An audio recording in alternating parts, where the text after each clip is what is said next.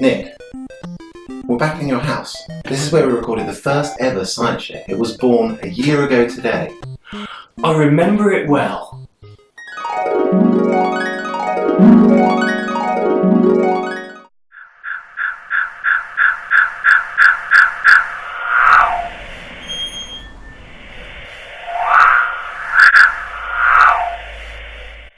Apparently, they've got molecular acid for blood.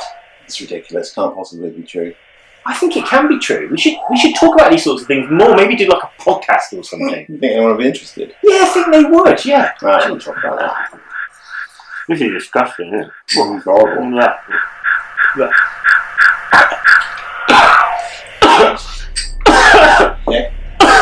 You okay?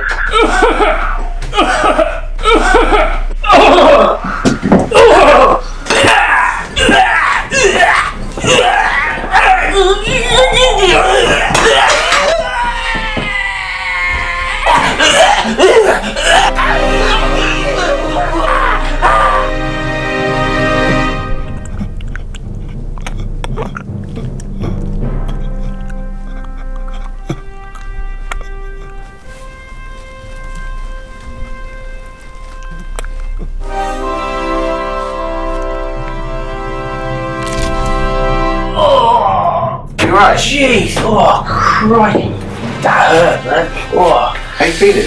Oh, I feel a bit rough, but a bit better now. Should we go find that little guy? Yeah, come on then.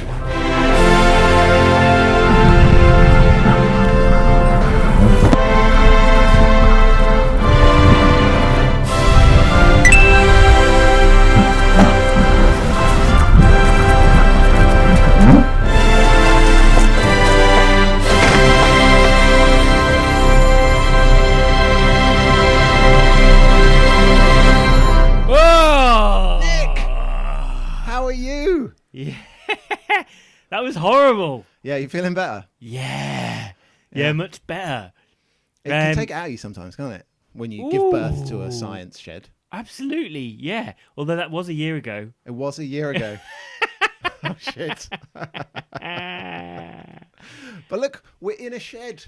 I know. It's like we're actually reliving what happened. So we first discovered the sheds. We dug out our old T-shirts. We did from a year ago. This is the one that the alien broke out of, and Steve's got his blood spattered. It healed really well, to be honest, didn't it? Yeah, it did. It's because of my special healing biomaterials. That's right, because you've got an expert in tissue engineering. I'm working with a particular biomaterial in tissue healing, so there we go. That's what I rubbed on there. So patent protected. So almost. People that are listening to the audio version of this podcast should go to YouTube because they won't know what we're talking about. So you should watch this on YouTube if you can. Oh yeah. So those of you listening as a usual podcast, you may not have seen that there was we had a little event last year where we had an interesting introduction. Yeah, how it was born. So do go and have a look at that, and then this will all make sense. Yeah, otherwise it just looks even more rambles than we normally have. But here we are in a shed. Yeah, you know, with the Steve, we're always in a shed. Oh, sorry, of course. Here we are, always in the shed. The shed. And we're ready, and we're going to do a bit of kind of it's the Science Shed's first birthday, Nick. First birthday, so a year ago, all to the day the Science Shed was born. Like then we're surrounded by shed paraphernalia. There's like a load of garden forks to my right. There's a lawnmower. There's an old bike, dilapidated bike. Yeah, some old golf clubs and things. Yeah, there's the dismembered body of an ex-girlfriend that's just popped over there in the corner. We took her out of shot though, so you won't be able to see. We did. That. We preserved her first, so there's no smell in here. Yeah, seems good. And there's some other bits and pieces. I keep all of my old plastic attachments, so they don't understand in here as well. When you buy anything from like Argos or anything from a hardware store, any unidentified object gets sequestered in the shed. Right. So yeah, we're ready to have a bit of a podcast in the shed today, Steve. Well, should we get on and do some science? Yeah, let's go.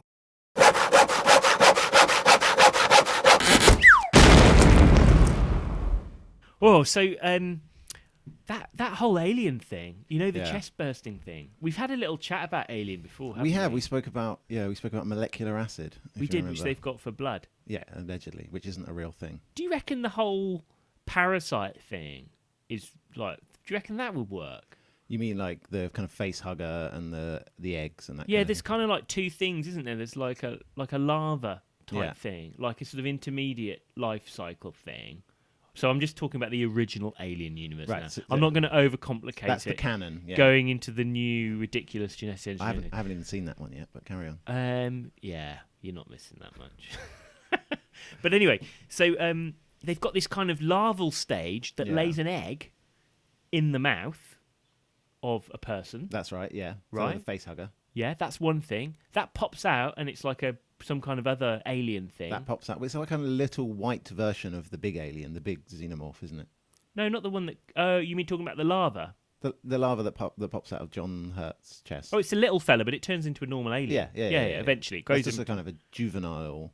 Yeah. And the big queen lays Yeah. all the eggs. So there's Yeah. some kind of like sort of societal thing going on there, Right, like yeah. some kind of colony based, like in an ant colony or something. Or naked mole rats. They also have female dominated. Do they really? hierarchies. Yeah, they do. Yeah. In fact, they've got they have one queen that suppresses all of the other females that they don't go through puberty. Oh wow! So it's kind of like a sort of alpha female. Yeah, exactly. Oh right, okay. A bit like the aliens. And Yeah. they also got the weird teeth thing. Maybe there's a naked mole rat inside the middle of the xenomorph. Maybe that's it. That'd be weird. So the other thing about it is right, We just parasite. had some technical difficulties there. Again, this will be our third video where we've had to cut because I messed up with the camera.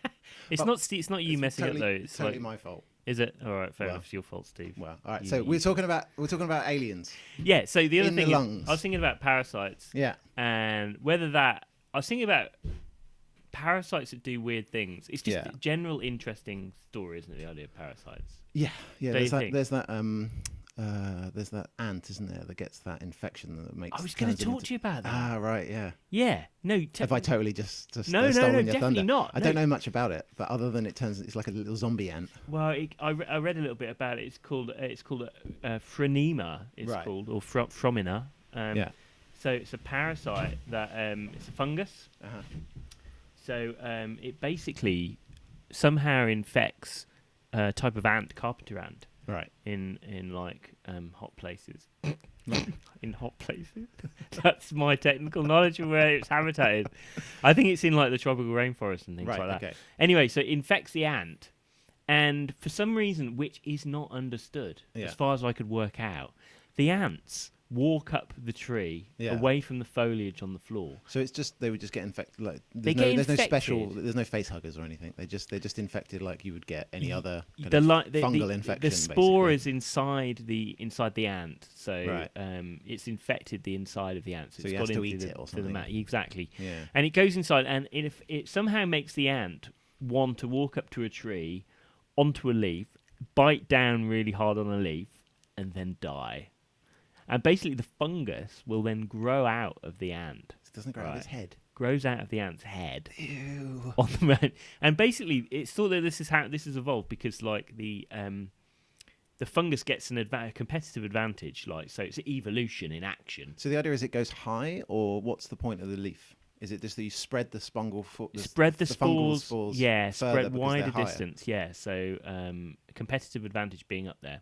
Right. So and also it gets to feed off the ant, so it gets a sort of source of food. But that doesn't suggest why the ant will climb the tree. No, so Yeah. no, and it's a very interesting, confused picture. You know, with those things, you get these kind of quirks of evolution. Like, what is one of my frustrations with, like, the kind of downside of kind of Darwinian evolution is that anything that happens obviously happens that way because it's been Darwinianly selected for.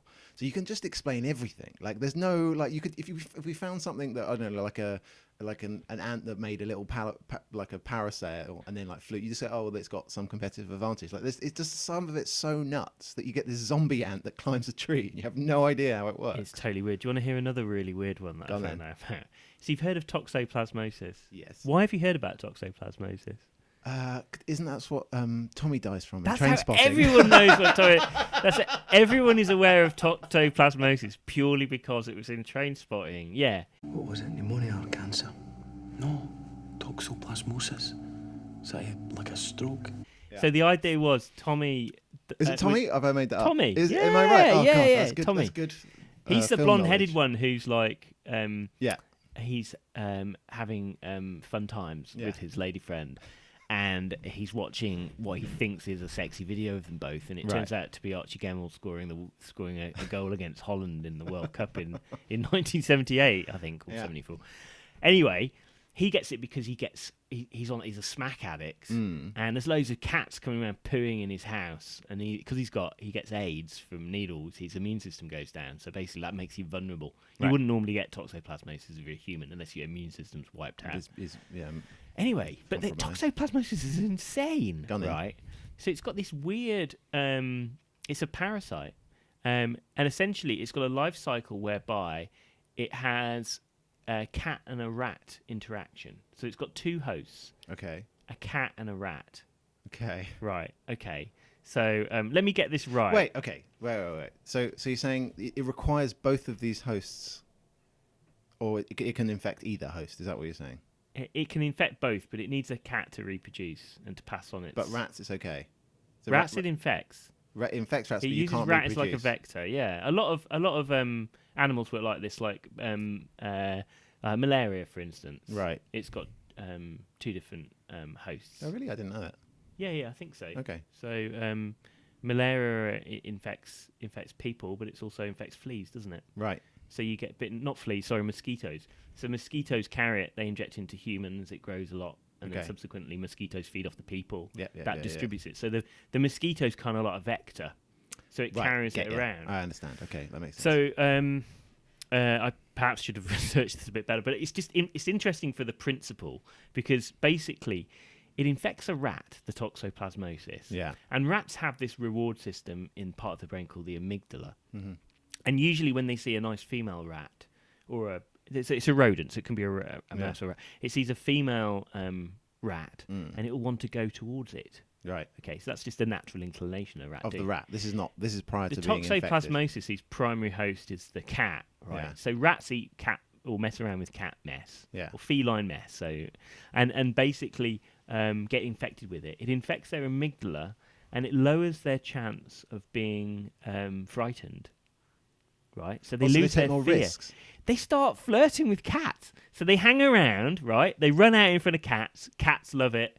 They kill the rat and they eat it. Oh, so the rat's lost its inhibitions. So the rat loses its inhibition. That means, from the point of view of the parasite, it's going to get eaten and therefore spread, reproduce. Exactly. That's nuts, It is totally crazy. I found it very difficult to believe. But does that mean that there might be some underlying like parasitic infection we've all got no idea about? Maybe it's what fidget spinners are so popular. I've got a video of it, so I'm going to show you, Steve. Right now, here we go.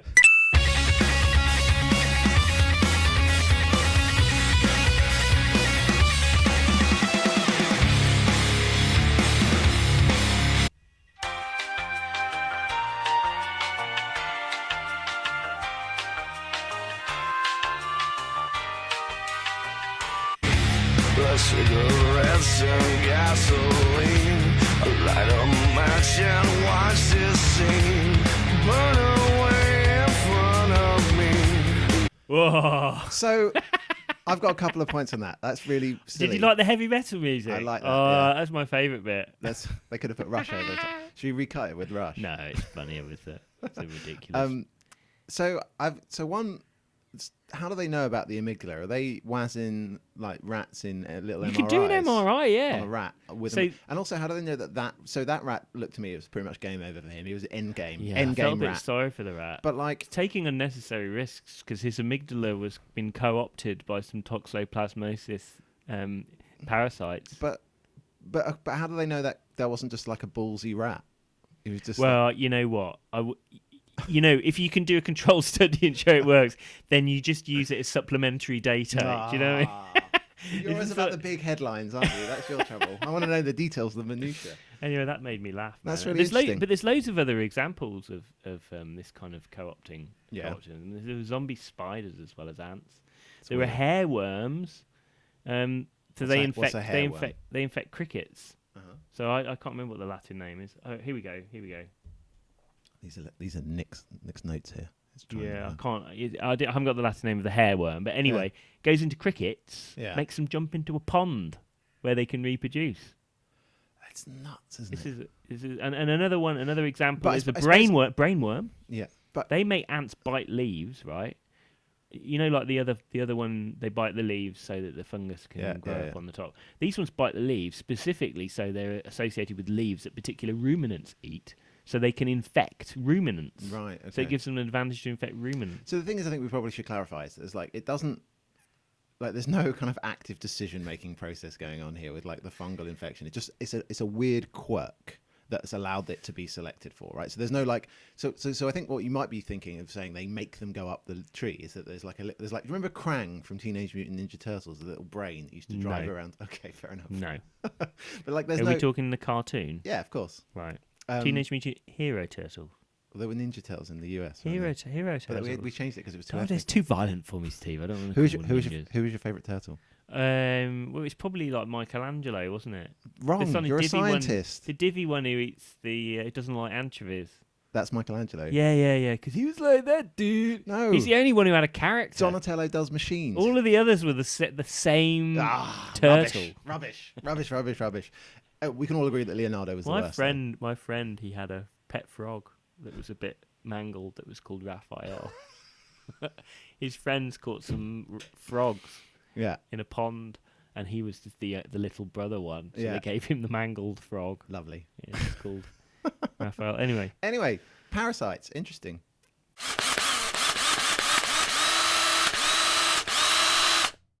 Nick, Hi, Steve. I've got a how does it work for you. Oh, Right. So I'm going to quote you a number. I want you to tell me what you think. So here's a patent made by I came across this patent. Right? That's a new one. Yeah. By a research chemist by the name of William A. Mitchell. Bill Mitchell. Yeah, on the 12th of December. Isn't he one of the from EastEnders? Billy Mitchell. It's like their little brother, he was. one of the yeah, Mitchell it's the little brothers. it was like the kind of He was the one who runt Mitchell. Yeah, he didn't hang with his older Yeah. brothers. Anyway, on the 12th of December Billy. 1956, Billy Mitchell filed patent number 3,012,893. And do you know what that was? Say it again. It's the patent number 3,012,893, which was the US. 3,012,000. Okay, So that was his just patent number. 3012000. Yeah. 3,012,000. So Yeah. is the number significant? No, it's not. It's Oh, I completely thought you wrong. said the number was No. significant. So he I was thinking speed of light. No, no. too so, slow. So he patented this. What's that? I've got it here. That's, I've got some popping candy in front of me, so I It thought hurts. I thought. So I thought we could try some on Can the I eat camera. some? Yeah, exactly. So it's going to be we'll be able All to right. hear it. Where'd you get this from? I bought this from a shop yesterday. So have you researched the kind of background? I know of how it popping works. candy? Right, so here we're going to try some popping Oh, candy. It smells so good. I'm really hungry. Oh, my mouth, saliva's going. Okay, so this might be really annoying for everyone listening to this, but Nick and I have popping candy maybe in our mouths at the moment. sensual. Sensual. You know that synesthesia thing. Yeah. Oh, baba. So Nick, how Mm. how does popping candy work? Oh my god, Is it good? it's just weird. Well, I don't know, but do you want me to have a guess? Have a guess. Or will that spoil your party if I guess? No, it? no, have a guess. It's something you I kind of think- see every day. It's been patented, to be fair. It didn't make him much money at the time. Do you remember when we were talking about, you know, those? I can't remember what they're called now. Prince Rupert's, Oh, Prince Rupert's drops. You remember we were talking about it? Yeah. and you drop them in water, and the outside bit became very ordered and crystalline, and the middle bit was sort of soft. So the outside bit was extremely hard in particular directions. I'm wondering whether this might be similar to that. So, like, But do you think? when it gets wet, there's some kind of tension that Yeah. breaks, and it kind of pops. So, in some but do you way. think you're doing? I love so the this. question oh is- my god, I'm enjoying it. Hang on. Oh, it smells so good as well. So lemony. I got some, Oh, I got some it's strawberry on here. Do you want to try the delicious. strawberry on? Yeah, go on. So the question is there a chemical Oh, it reaction smells that's weird. going on in there? I do that. So no, come on, you got to think about some science now. Oh Is there- my god. Is there? Oh my god. What happens if you breathe this in? You're would it be fine. bad? It's just sugar.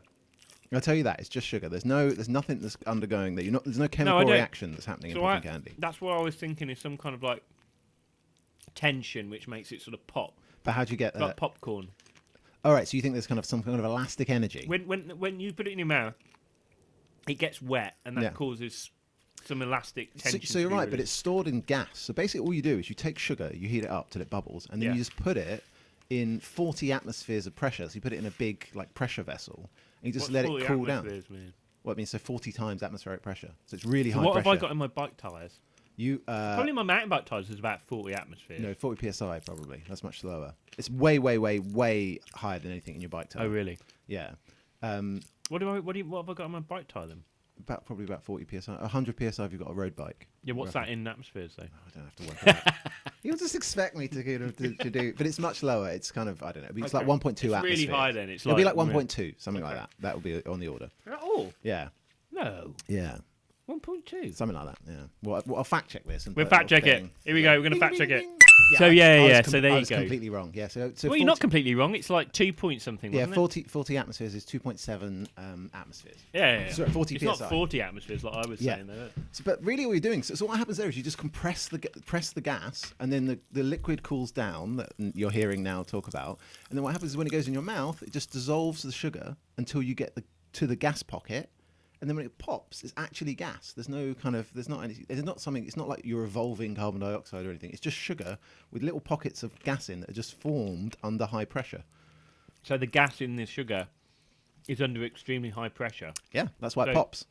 So just the like energy- when you pop a champagne cork, the reason it pops is because there's loads of gas. How did he find that out? I wonder how he found it out. As a chemist, they just stick about with sugar. Really. He must have had an insight there. He must have been sitting there one day thinking, He didn't actually make much money of it, actually, Did he not? because they said there was no kind of application. Well- and but you, to be honest with you, despite the fact that yeah, we're having a I'm bit gonna of have fun little today, bit. Yeah, I mean, how often do you have? popping candy, but it's really cheap to make. Basically, it's 15 grams of sugar in here, and they charged me like £2 for it. You can pay £2, Yeah. pound each for Yeah, this. that's Psycom happening. You were robbed. Yeah, Is that because we're in the shed in a different part of the country? Where it's more exactly, expensive? maybe. Mm. But yeah, so popping candy. Bloody hell. That's Well, I've got it all in my mouth now. So. Right, very nice. Delicious. Cheers. Happy birthday, Steve. Happy birthday, Nick. So it's the 12th of June. 12th of June, 2017. A year since the Science Shed was first published to the world. It is. It's been. Do you know what's kind of traditional on birthdays? We have a cake. We have cake and also a gift. Nick, I've got you a gift. No. I've Where got is you it? a gift. It's just in my bag. I'm about to go. But I would have wrapped it up, but I couldn't be asked. I didn't think you had a gift for me. I've got a gift for Oh, you. I've not got you Yeah, anything. I've got you some things to look at, but you can't have them. So I've got a gift for Nick here What's this? to celebrate our first Oh my anniversary. god! It's a Science Shed T-shirt. For those of you who can't see on the camera, I'm just going to hold it up. Yeah. For people who are looking on the camera. Oh god, what am I doing? This looks like high quality. Is this Fruit of the Loom, Steve? It is Fruit of the Loom. It's yeah. not. It is is it? Fruit Do of the they Loom. still do Fruit? Look, Fruit of the Loom. What is Fruit of the Loom? They don't seem to have been around for ages, but seem to Yeah. just do T-shirts. Yeah. Well, there you go. That's amazing. I'll So- put it on in a bit. I'm not going to show everyone my expansive gut at the moment, but I'll pop that on in a bit. Yeah, Yeah. thanks, Steve. That's all right. So we're going to make T-shirts available to people. We can do that now because I've set them up. Do you think we we've can got have the merch? market? Do you think it- Do you know what? You got to start somewhere. Amazon had their first customer too. So it's going to be like when, I don't know, when video recorders came out and they cost like the equivalent of £20,000. So people are able to buy a T-shirt and it will cost a huge Yeah. amount of money just because no one can buy it. It's not that expensive. Oh, thanks, Yeah, Steve. all I've right. got nothing for you. Ah, well, oh, I do that's have some surprising. things. I've got some science-related things. Oh, really? Do you want to have a little sort of show and tell? Let's do it. Show and tell on the Science Shed. Oh, I that's just good for the brought- video. 'cause I then you just get- brought some little things from the lab to show you and see whether you could sort of guess what they are. All right, let's do it. I have to be careful with this. This doesn't actually belong to me. It's kindly lent by Janusz Kansler, who's a Thanks, Janusz. colleague of mine in the lab. A friend of the Science Shed. Who has a load of these interesting things. So, can you guess what these things are? So, very careful. Handle it very, very carefully indeed. And there's another one there. Okay, so what I'm looking at here is a you very kind of Take this one too. yeah. Okay. They're different for a reason. So I'm looking at here. They kind of look like a very thin cross section of bone to me. Oh, you're too clever, Steve. Is that what they are? Yeah. Ah. I was hoping you might say something else. It kind of looks. My first instinct is it kind of. So I'm looking at this kind of thing that looks a bit like white plastic, and it's kind of like it's lots of kind of crisscross, patterns on it. It kind of looks like if you cut through, like, I don't know, packing material, but it's quite light and it's very white. Also looks a little bit like a 3D printed thing, but I guess it's... You can 3D print something very similar. So in fact. it just looks like a cross-section of bones. Yeah, can you see any differences between the two? Yeah, so this one, the first one you've given me here seems to be there seems to be a lot bigger holes. Yeah. So I presume that might be a different part of the different bone. It's not or actually. you could have disease. Yeah, do you know what disease it is? Is it osteoporosis? Or Yeah, yeah. So one biology's easy. I don't know why you It's don't. easy, You should be. it's extremely easy. But yeah, so Okay, so that's really cool. So the one on the bottom here is basically taken from the same. What bone did it come from? Do you know? it's from the femur, I From the believe. femur, and so Yeah. the fact that the holes are bigger means that it's more brittle. Is that what it means? Exactly. So people who have osteoporosis, so at the top of your bones, right, Yeah. in your femur, your bones are big, and you don't want them to be too heavy, Yeah. but you want them to be strong. So in the top of so most of your bones are hollow. Yeah. You got a shaft, a hollow shaft, so that makes them lighter. The top of your femurs actually has to be quite wide because of the biomechanics of it, where it plugs into your hip. Yeah. And in that region, if it was solid, it would be really extreme. light. If it, It's it's really a light. small piece. I know, but It's also dry as well. It's dry weight. Right. But at the top of your femur, if that was all solid, it'd be too heavy. You'd be Right. screwed. So you form these things called trabeculae. The next thing on the show and tell, I'm excited about this. What are we getting? Okay, right. It's in my crappy little box. So this stuff. We brought a lot. We've written it on the side, so I won't look at what it don't says. read it. Yeah. Okay, so Nick's handed me another tube here. It kind of looks like. Stick your finger in, have a little squash of it. See what you think of Can I that. squish? Okay, so it's a kind of a liquid with like what looks like kind of What's it feel like? jelly in. Sort of jellified, isn't it? It's Weird. it kind of feels like if you put your finger in a tube that was half filled with like a wine gum and half filled with water. That's what it Yeah. feels like. Do you know what it is? I've got no idea what that is. You Nick. can read it on it if you want. You read what it It says. says alginate. Oh, so it's just. Do you know what alginate is? It's. I don't know what alginate is. No, what is it? It's like a kind of a polysaccharide, a plant polysaccharide. Like when I say polysaccharide, like starch or Yeah. something. But it's not quite like starch. It's actually what is found in seaweed, kelp. Yeah, that's what they use. People like fancy restaurants use alginate to kind of set gels. Do they really? Yeah, I didn't know that. Not Yes. gelatin. No. So in fact, if you want to get, you can use alginates to get kind of those kind of really nice kind of what do they call them? Spheralized olives and all that kind of stuff. Is where they use alginates for. Ferrovised what? Yeah, there's people that like kind of make gels of like olive flavored things to Oh! look like an olive, but it's. But Oh, it's, that's quite odd, isn't it? to yeah, do but that? they use the It's like space food. So why is there like half of it like a wine gum, like all hard, and half of it jelly? Because what happens is it's a liquid. The alginate it usually forms a liquid, Yeah. and basically when you add what's something called a divalent cation, calcium chloride. Yeah. calcium. When you add some calcium to it, it does something called it collates. So the material collates with the calcium, and it forms a solid material. So Yeah. it makes all the chains kind of tangle up with each other, sort Yeah. of line up and form a different structure, and So- that's when it becomes. So when they a use solid when they use elastic it in material. fancy foods, they use calcium. Oh God. Spit it out, see. Citrate. Calcium citrate. That's what they use, and then they dump it in, and what it does is it just where it makes contact, it forms a hard gel bit, but the middle bit stays liquid. Absolutely. So you Yeah. can do that too. So one of the things that you can do with it, because it's very biocompatible, it's not toxic. You can put cells in. So one of the ideas is you can take some, if you want to make a little piece of tissue, Yeah, you know, a little piece of liver, yeah. piece of cartilage. That's You really mix cool. up some stem cells in it, and then you pop them in a dish or a bioreactor. The cells will grow, and they kind of use this as a template to form a 3D lump of stuff. So this is an actual sort of biomaterial that people are trying to develop. It's similar with things like collagen. Right. Collagen. I mean, It's very cool. yeah, and it's sort of non-toxic, so you can use it. And it's also moldable.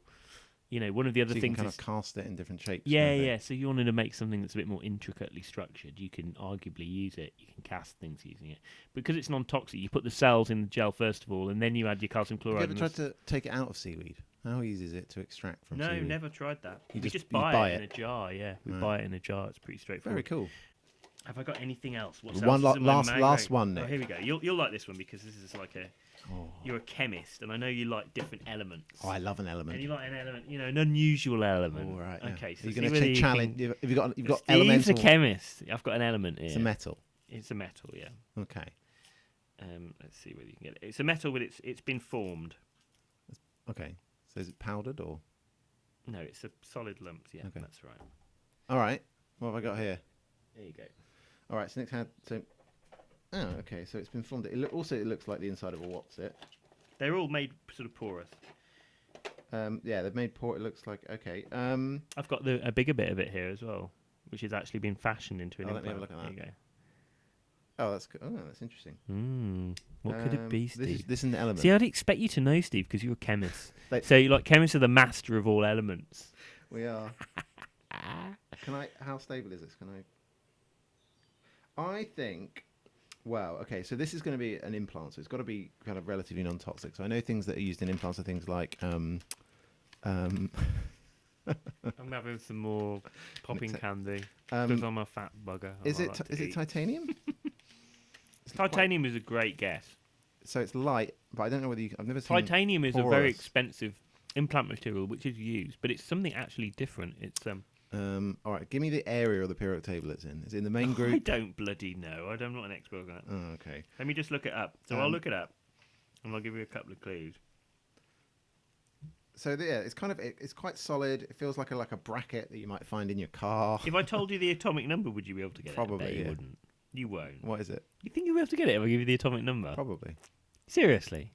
Yeah. Is that because you have to do that thing in your head and it goes hydrogen and helium and lithium and like that? Yeah. Do you go all the way up there, counting at the same time? Yeah. Lithium, beryllium, boron, Its carbon atomic monoxide. number is 73. 73. Okay, so that would put it. I can give you some other characteristics as well if you like. Yeah, go on then. Melting point of 3,020 degrees Celsius. So it'll be on the first. It's a transition metal. I know. I was about to say that. It's got to be. It's Is it highly- vanadium? No. It's highly corrosion chromium? resistant. No. Scandium. No. Manganese. No. Zinc. No, it's not going to be zinc. No. It's an unusual one. I mean, I wouldn't have heard of it unless I knew what it was. Molybdenum. No. Shall I give you some applications? Yeah, go on then. Its major use is in production of electronic components, capacitors, and some high-powered resistors. I Ooh. don't know. Yeah, it's hard. I wouldn't expect me to be able to guess. So give me a Some bit of random paper. animal. Give Give you a bit of paper. What do you yeah, mean a bit of paper? because I could write out the periodic table. That's kind of off the top of my head.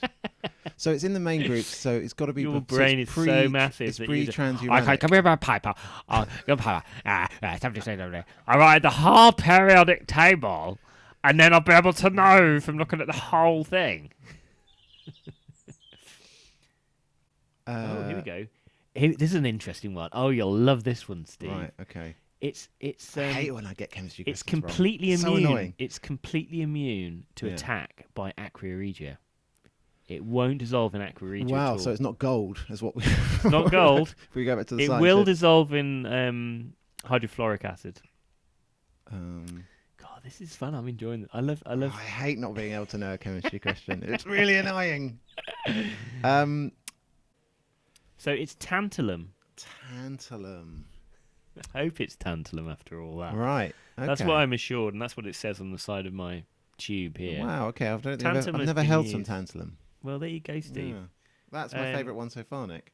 Thank you. Okay, I'll give you these. So tantalum, I should have a little story about this, but it's people think they might be able to use it as a coating material for implants, or actually. So basically, you're saying that it doesn't react with the body very well. it's totally unreactive. So we can use it to kind of put it on the edge of implants, or we can build things. If you get a new hip or whatever, you could make it. Yeah. out of So tantalum. the They use reason tantalum over titanium. they use titanium as Yeah. This is not used clinically. Right. Yeah. This is R&D Right, type right. material. And what's the advantage of using tantalum over? Don't know. Okay. Look, I've just got it hanging around in the lab, Steve. I thought it'd be You're like, fun to make you That's guess. cool. All right. Well, I got It's it wrong hugely- again. It's hugely unreactive, which obviously makes it's good. It may have better sort of bio, it can interact better with bone, for instance. I think some of these biomaterials, they don't knit very well with the bone. I know with titanium, one of the issues is it's very hard. So what happens is when you get someone that has, for instance, a knee replaced or a hip replaced, is that the bit that the titanium wears on the bone is that it wears the bone out, such that people quite often have to have a second hip replacement or a second knee replacement, like 10 years after the first, because it's basically wobbled around a much. So I suppose something that's kind of more compatible with the hardness of titanium, with the hardness of bone, would be conducive to a kind of longer. Possibly. I mean, sometimes it's bad to have things which differ too much from the native bone. Yeah. So you get these areas of high stress in particular parts. Right. So that's not always a good thing. All right. Well, I got it wrong. Okay. I mean, I'm just having a quick look here. I mean, it's Nick. Happy birthday, Steve! Thanks, Nick. 1 Happy year. birthday. Yeah. So I had a quick look. I've been looking at who else's birthday is today. Oh, that's a good thing to It's know. not that many people. That are born on the 12th of June. Peter Such, the famous England cricketer. Yeah, I don't know who that is. Not many people will. Robin, Swedish singer-songwriter. Oh, Robin. Okay. Robin, her birthday. Happy birthday, today. Robin. So I had a Sure, she's a keen viewer of the Science Shed. I also thought, well, I'll have a look to see whether there's any famous scientists who are also born on the same day. Wouldn't that That's be an the amazing Science Shed. coincidence? If a scientist was born on the same day as Yeah. Not really, because there's quite a lot of scientists in the world. So Well, I would guess roughly 1 in 365. Yeah. scientists. Could you name 365 scientists? And you're a scientist? Could I name? Well, I think I'd have to spend quite a long time trying to do it. So the one that stood out for me, there's Do you a know what would number be good if it was De Hevsey? Because we've spoken about him a couple of times. Unfortunately not. I wished it was. There's several of them that I found. The one that's the most interesting, I think, there's a chap called Bert Sackman.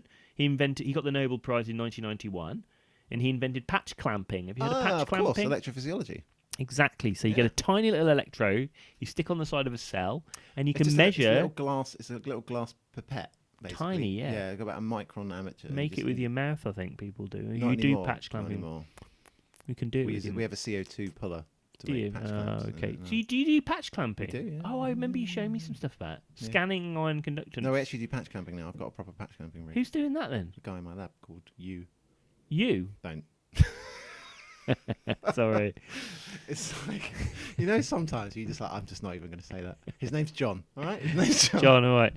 Hello, John. But anyway, so he does patch clamping. Oh, that's really interesting. Yeah, we do patch clamping. We're not. Well, he does it. I don't know what he You does. can tell him that the guy who invented that shares his birthday with the Science Shed. I will. I'm sure he'd be very interested. Yeah. There's a good question. How does your lab see the podcast? What do you mean? I think I'm like an I don't tell him about it. They know about it, Nick. I guarantee it. I try not to talk about it too much. So do I. But I feel like I kind of embarrass them a little bit. Well, I'm not surprised. I mean, you are sitting there in a Bloods Black t-shirt with a headband on your head. Wouldn't my parents be proud of me now? Oh my goodness, doesn't matter. Okay, Right. The chap, another guy called Fritz Lippmann. He discovered coenzyme A. All right, I don't know. So what he co-won it with Hans Krebs. of the He Krebs got the cycle. Nobel. Exactly, got the Nobel Prize. Much not quite as well known. I don't know whether that's deserved or not, but yeah, another guy. But the one who stood up was a chap called Sir Oliver Joseph Lodge, who I've come across before. Oliver Joseph Lodge. Don't know that. No, he's not well known. He was a big figure in the end of the 19th century Okay. in electromagnetic radiation. Okay. So basically, electromagnetic radiation, Yeah. it was predicted before it was discovered. I didn't know that. No. Okay, so Michael Faraday. Not Faraday. James Clerk Maxwell. Right. You've heard about him. Well, the Maxwell's equations. Well, people knew what the speed of light was Yeah. and everything before it. And based on Faraday's work and his own work, I'm just going to take a moment to appreciate Maxwell's equations for a second, right? There's 4 equations that describe all of electricity and all of magnetism. Yeah, He nailed that. it's pretty incredible. Imagine that, isn't just it? like I try so hard at work, and we achieve so little, and then he just boshed that out. Bam! All of electricity and all of magnetism. I'm going to the pub. Yeah. Well, people didn't know people hadn't detected them before. No. Before then, people knew about light travelling, and they Yeah. assumed that was an electromagnetic wave, but they weren't able to properly detect evidence for it. Yeah. So he spent a lot of time designing apparatus to try and detect electromagnetic radiation. It's Okay. quite a sort of moderately interesting story. Go on in. Well, he was trying to show that he could detect them, and he built these big rigs with massive parallel metal wires, basically. Right. And he started to see these things like a spark would only jump across at a particular frequency with which he charged his Leyden jar. So they were also working with old way static electricity generation. That's the best way to generate really, really high voltages. Yeah. And basically he inferred that there were wavelengths associated with it. So he was basically discovering radio waves before anyone else had discovered them. Do you know what he did then? No. Well, you could argue he should have written it up, Should published have patented it. Yeah. You know what he did instead? He sat on it for 10 years. He buggered off on holiday. Went on a walking What a holiday hero. for a month. And then another guy, you may have heard of this guy, a guy called Hertz. Have you heard of Hertz? Yeah, I have heard of Hertz. Yeah. He published it in the Oh, meantime. Yeah, so he's the guy who got. So this is why we should never go on holiday, Nick. We But should always be. He was totally cool about it. Like he Hertz was not. was. Yeah, he never felt any rancor. He was totally nice to Hertz. And Because like science, it doesn't matter as long as science was the winner. he sounds like he was like a gentleman scientist who had a fairly affable, well, kind of quite a weird personality as well, actually, which I'll tell you about in a minute. But yeah, the other thing about him is it's quite interesting. Have you heard? Well, first of all, one other kind of quite prosaic thing, he first designed something called a coherer. Have you heard of coherer? Never heard of that. It's basically two electrodes in a tube with some iron filings in it. Right, and what does it do? Basically, when you get a wave, some kind of electromagnetic wave of a particular wavelength, the filings will sort of line up and complete a circuit. Oh, okay. So it's a way of detecting. It's basically a way of detecting electromagnetic radiation. Very early device. I'm no expert on it. Later on, he also became mates with Sir Arthur Conan Doyle. Heard of Arthur Conan Doyle? Yeah. Yeah. Do you know who he was? So he wrote Sherlock Holmes. Yeah, absolutely. He wrote Sherlock Holmes. Yeah. Do you remember? So Sir Arthur Conan Doyle's famous for Sherlock Holmes. Do you know what Yeah. he was like into in his spare time? Like, maybe, is this suitable for the podcast, Nick? Or is it a bit sexy? It wasn't some dodgy Victorian naughty thing. 'Cause they were. no. Yeah, okay. No, I don't. What were What are they? you talking about, slapping dick or? Naughty Victorian Yeah. with like sticks. Like, yeah, no. No, he was interested. He was mad and keen on spiritualism. Sir Arthur Conan I didn't Doyle. know that. Oliver Lodge was mad keen on spiritualism as well. Right. And he was totally nutted. You know, he was really into it. And he thought the ether, this idea of the ether, that's where the spirit world was. Well, that kind of makes sense. You can see. Yeah, 'cause people didn't understand it. Yeah. So he tried, it's like dark matter today. I think that's where God is. Right. Dark energy. Yeah, dark Do you know what's energy. really do you know No, how much? I don't mean that seriously, but some people might. But do you know how much? Okay, this is a side track. But do you know what's? You know they keep revising up the amount they think the universe is made up of dark energy. Like it keeps going up and up and up. I reckon they're missing something. That's do you know, my do you know what it's at the moment? What? 95% of all of the universe, we have no idea what it is. Isn't that nuts? It is totally insane. It's like when it first came Maybe out. that is like maybe if Sir Oliver Lodge was around today and Conan Doyle, they'd be like that. That's where they'd be like trying to communicate with the dark matter. But that's what they were doing. So like the ether then is kind of the equivalent of the dark matter today. Absolutely, yeah. So it's kind of weird. The parallels. The ether got just abolished because you don't need it. Because we figured it out. Yeah. Yeah. But the point is, So we maybe knew, there's we something knew about there was a dark problem. matter And that's exactly, we don't understand. That's Yeah. exactly the point of dark energy and dark matter. It fills a hole. Exactly. We know it's there. We haven't figured out what We it use is. it, yeah, exactly, to predict things. You Yeah. put it there to make the equations work. Exactly. Anyway, this guy who we share a birthday with, Yeah. I'm really glad I share a birthday with him now, because he's Yeah. quite an interesting guy. He's interested in spiritual. So he had a son who tragically died in the First World War, Okay. called Raymond, and he loved this son very much, apparently. So that's not an unusual He used to trait. communicate with him. He wrote treatises on it. So he was a well-respected scientist, but he also wrote these long treatises on his son and how he'd communicated with him. Oh, sorry. He wrote them, just like published them about how wrote a to book. communicate with one son, basically. Is that Yeah, that's what you mean? basically, he wrote. It's like a how-to for kind of emotionally repressed Victorian men.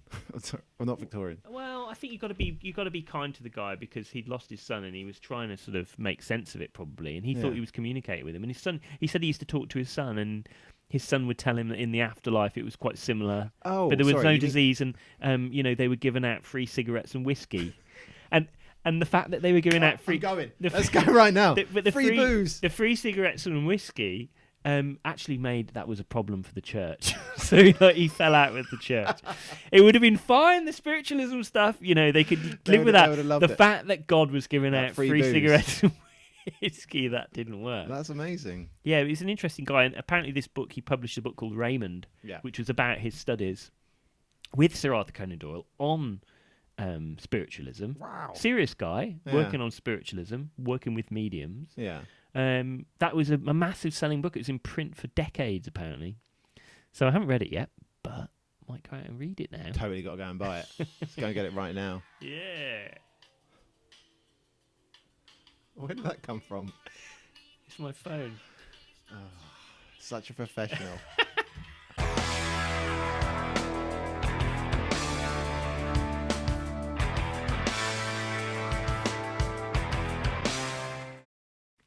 Nick, Steve! that was it. Are we That's our done? first year anniversary special. So We we haven't hope. even waved at the listener. No, hello, everyone. Hello. I hope you enjoy the shed. Yeah. And you hope you enjoy our kind of intro that Nick and I shot 2 weekends ago at Yeah. his house. And hopefully you've enjoyed the first birthday. And Hope so. Imagine what we'll have to do for the second birthday. Oh, Nick. God, do you reckon we'll get to 2 years? Who knows? I think infant mortality is very high in the world of podcasts. But let's try and keep it alive. We'll keep it Yeah. going.